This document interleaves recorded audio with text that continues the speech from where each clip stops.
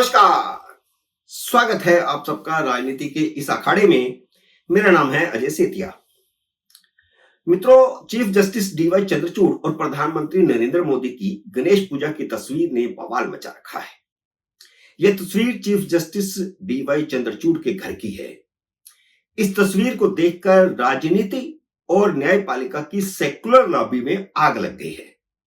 जवाहरलाल नेहरू के जमाने की याद ताजा हो गई, जब नेहरू ने डॉक्टर राजेंद्र प्रसाद को सोमनाथ मंदिर की प्राण प्रतिष्ठा में जाने से रोका था। हालांकि राष्ट्रपति नहीं रुके थे, वे गए थे। जैसी आग तब सेक्युलर लॉबी में लगी थी, उससे भी ज्यादा आग अब लगी है, क्योंकि जब चंद्रचूड़ चीफ जस्टिस बने थे तो लेफ्ट लॉबी ने जश्न मनाया था, क्योंकि उनकी छवि हमेशा ही उदारवादी, लोकतांत्रिक और सेक्युलर जज की रही है। गणेश पूजा की यह तस्वीर 11 सितंबर की है। जैसे ही यह तस्वीर नरेंद्र मोदी ने पोस्ट की, लेफ्ट लॉबी में आग लग गई। उन्हें पहला ऐतराज तो यह है कि चीफ जस्टिस पूजा करते हुए नहीं दिखने चाहिए थे, और उनका पूजा करते हुए आरती गाते हुए वीडियो वायरल हो गया। इस लॉबी को तब भी आग लगी थी जब चीफ जस्टिस इसी साल जनवरी में बाकायदा भगवे वस्त्र पहनकर द्वारकाधीश मंदिर में गए थे, जहां उन्होंने अपने एक भाषण में भगवे ध्वज को प्रेरणा स्रोत बताया था। लेफ्ट लॉबी को पहली तकलीफ तो यह है कि चीफ जस्टिस मंदिर क्यों जाते हैं और अपने घर पर पूजा का आयोजन क्यों करते हैं, और आयोजन करते हैं तो उसकी तस्वीर आउट क्यों होने देते हैं।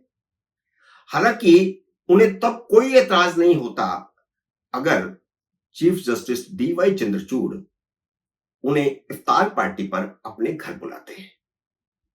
2009 की केजी बालाकृष्णन की यह तस्वीर वायरल हो गई है, जब वह उस समय के प्रधानमंत्री मनमोहन सिंह की इफ्तार पार्टी में उनके साथ खड़े थे। तब उन्हें सेक्युलरिज्म खतरे में नहीं लगा। चीफ जस्टिस और प्रधानमंत्री की मुलाकातें कोई नई बात नहीं है, और यह अक्सर हर जगह पर मुलाकातें होती रहती हैं। फंक्शन में भी मुलाकातें होती रहती हैं, आपस में बातचीत भी होती रहती है, 1-to-1 टॉक्स भी होती रहती है।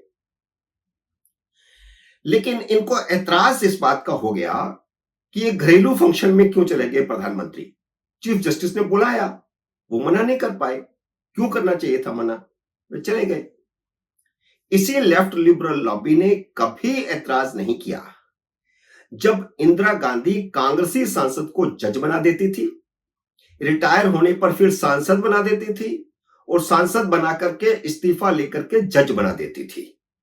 जो लोग आज ऐतराज कर रहे हैं, उन्हें अगर निष्पक्षता पर ऐतराज है कि निष्पक्षता नहीं रहेगी, तो उस समय की निष्पक्षता पर ऐतराज क्यों नहीं हुआ था। यही लेफ्ट लिबरल लॉबी तब भी लेफ्ट पार्टी थी। तब तो नेहरू के जमाने में और इंदिरा गांधी के जमाने में पावरफुल हुआ करते थे। आज तो 2-4 सांसद जीत कर आते हैं, इस बार तो शायद एक ही जीत कर आया है। उनकी दूसरी तकलीफ यह है कि मोदी और चंद्रचूड़ की केमिस्ट्री उनका राजनीतिक खेल बिगाड़ सकती है। संयोग से 12 सितंबर को सुबह खबर आ गई कि अरविंद केजरीवाल की जमानत पर फैसला शुक्रवार 13 सितंबर को सुनाया जाएगा, जबकि यह फैसला वैसे मंगलवार को सुनाया जाना था। 5 सितंबर को जब सुनवाई हुई तो अंत में जजों ने कहा था मिलते हैं मंगलवार, लेकिन मंगलवार को फैसला नहीं आया, बुधवार को फैसला नहीं आया, बृहस्पतिवार को फैसला नहीं आया। क्यों? क्योंकि दोनों जजों में सहमति नहीं बन पाई थी, और सहमति नहीं बन पाने के कारण फैसला नहीं आया था, अटका हुआ था। जब दोनों जज अब फैसला क्या सुनाने वाले हैं कल, अभी तो नहीं कह सकते। जब दोनों जज जमानत देंगे, जमानत ठुकरा देंगे, या 3 जजों की बेंच को रेफर कर देंगे, या ट्रायल कोर्ट में जाने को कहेंगे, कुछ नहीं कह सकते। वैसे ज्यादा संभावना यही है कि जमानत नहीं मिलेगी। चीफ जस्टिस और प्रधानमंत्री की केमिस्ट्री के बाद सेक्युलर लेफ्ट लॉबी को लगता है कि अब ना अरविंद केजरीवाल को जमानत मिलेगी और ना उद्धव ठाकरे के पक्ष में फैसला आएगा, शिवसेना के टूटने वाला फैसला, और उसमें चीफ जस्टिस की अध्यक्षता वाली जो बेंच है वह सुनवाई कर रही है।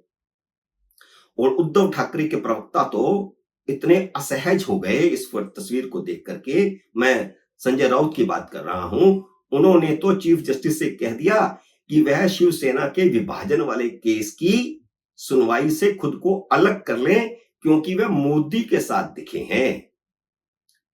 अब शिवसेना में आपसी टकराव हुआ, टूट फूट हुई, विभाजन हुआ, प्रधानमंत्री बीच में कहां से आ गए?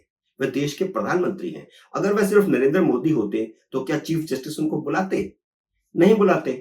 तो एक प्रधानमंत्री का किसी राजनीतिक दल के आपसी झगड़े से क्या लेना देना, और वह चीफ जस्टिस को क्यों कहेंगे कि शिवसेना के बारे में कुछ आप फैसला दीजिए? तो इस तरह की शक सुबह पैदा करना यह बहुत ही आश्चर्यजनक है। ये लेफ्ट लिबरल लॉबी, वैसे इन्हें लिबरल कहना ठीक नहीं है। ये लेफ्ट है, लिबरल तो कतई नहीं है। लिबरल होते तो ये बात उनको पच जाती। इन्हें याद नहीं कि इन्हीं चीफ जस्टिस ने शनिवार को अदालत खुलवाकर मोदी की घोर विरोधी तीस्ता सितलवाड़ को जमानत दिलाई थी। जब दो जजों में सहमति नहीं बनी थी तो रातों रात करीब 10:30 बजे तीसरा जज बिठा करके जमानत दिलाई थी। इसलिए चीफ जस्टिस की निष्पक्षता पर सवाल उठाना बहुत ही आश्चर्यजनक है। सबसे पहला ऐतराज तो इन्हें यह है कि 10 जनपद की चहेती सामने आई है। उससे पता चलता है कि यह ऐतराज कहां से शुरू होता है। यह शुरू होता है कांग्रेस से, लेकिन कांग्रेस सामने नहीं आई है।